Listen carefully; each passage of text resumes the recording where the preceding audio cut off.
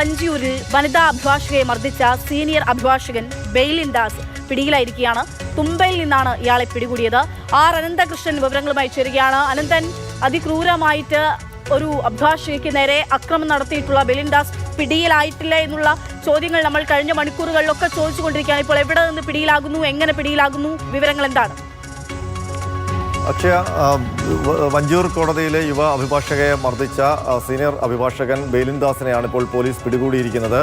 തിരുവനന്തപുരം തുമ്പ police station പരിധിയിലുള്ള station കടവ് എന്ന് പറയുന്ന സ്ഥലത്ത് നിന്നാണ് ഇയാളെ കസ്റ്റഡിയിലെടുത്തത്. തുമ്പ പോലീസാണ് കസ്റ്റഡിയിലെടുത്തിരിക്കുന്നത്. ഇയാളെ ഇപ്പോൾ തുമ്പ പോലീസ് സ്റ്റേഷനിലേക്ക് കൊണ്ടുവന്നിട്ടുണ്ട്. വഞ്ചിയൂർ പോലീസാണ് കേസ് രജിസ്റ്റർ ചെയ്തിരിക്കുന്നത്. അല്പസമയത്തിനകം പ്രതിയെ വഞ്ചിയൂർ പോലീസിന് കൈമാറുകയും ചെയ്യുമെന്നാണ് ഇപ്പോൾ അറിയിച്ചിരിക്കുന്നത്. ഏതായാലും കഴിഞ്ഞ 2 ദിവസമായി ബെയിലിൻ ദാസിനെ അന്വേഷിക്കുകയാണ് തിരുവനന്തപുരം സിറ്റി പോലീസ്. ഇയാൾ ഒളിവിലായിരുന്നു. എവിടെയാണെന്ന് കണ്ടെത്താൻ വേണ്ടി ഫോൺ രേഖകളടക്കം പോലീസ് പരിശോധിച്ചു. അതുപോലെ ടവർ ലൊക്കേഷൻ അടക്കം പരിശോധിച്ചിരുന്നു. അപ്പോൾ പൂന്തുറ ഭാഗത്തൊക്കെ ഉണ്ടെന്നായിരുന്നു ആദ്യം വിവരമുണ്ടായിരുന്നത്.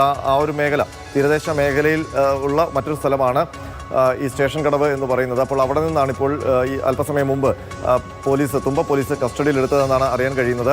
ഏതായാലും ബെയിലിൻ ദാസ് ഇന്ന് ഉച്ചയ്ക്ക് ശേഷം തിരുവനന്തപുരം സെഷൻസ് കോടതിയിൽ മുൻകൂർ ജാമ്യാപേക്ഷ സമർപ്പിച്ചിരുന്നു. എന്നാൽ ആ മുൻകൂർ ജാമ്യാപേക്ഷ നിലനിൽക്കുമ്പോൾ തന്നെയാണ് പോലീസ് ഇയാളെ കൃത്യമായി പിന്തുടർന്ന് കസ്റ്റഡിയിലെടുത്തത്.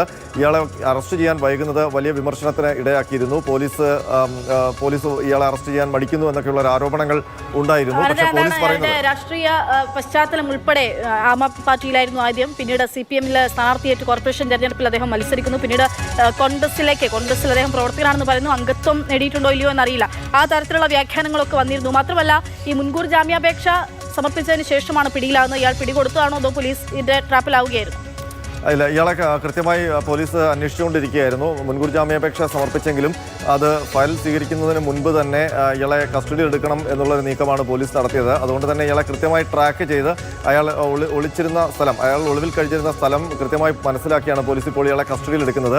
കീഴടങ്ങാൻ ആയിരുന്നുവെങ്കിൽ ഇയാൾ മുൻകൂർ ജാമ്യാപേക്ഷ നൽകില്ലായിരുന്നു. ഏതായാലും പോലീസിനിപ്പോൾ തൽക്കാലം വലിയ ആരോപണങ്ങളിൽ നിന്ന് രക്ഷപ്പെടാം. മാത്രമല്ല, പോലീസ് പറയുന്നത് ഇയാൾക്കെതിരെ ആ യുവ അഭിഭാഷക പരാതി നൽകിയ സമയത്ത് തന്നെ നമുക്കറിയാം ആ അഭിഭാഷകരുടെ മുഖമൊക്കെ അടിയടിച്ച പാടുകൾ കൊണ്ട് നമുക്ക് വലിയ ഞെട്ടലുണ്ടാകുന്ന രീതിയിലായിരുന്നു. അപ്പോൾ അവർ പരാതിയുമായി വന്നപ്പോൾ തന്നെ പോലീസ് മുംബൈയിൽ നിന്ന് ഇപ്പോൾ ബെയിലിൻ ദാസിനെ പിടികൂടിയിരിക്കുന്നു പോലീസ് എന്നുള്ള വാർത്തയാണ് ആർ അനന്തകൃഷ്ണൻ റിപ്പോർട്ട് ചെയ്യുന്നത്.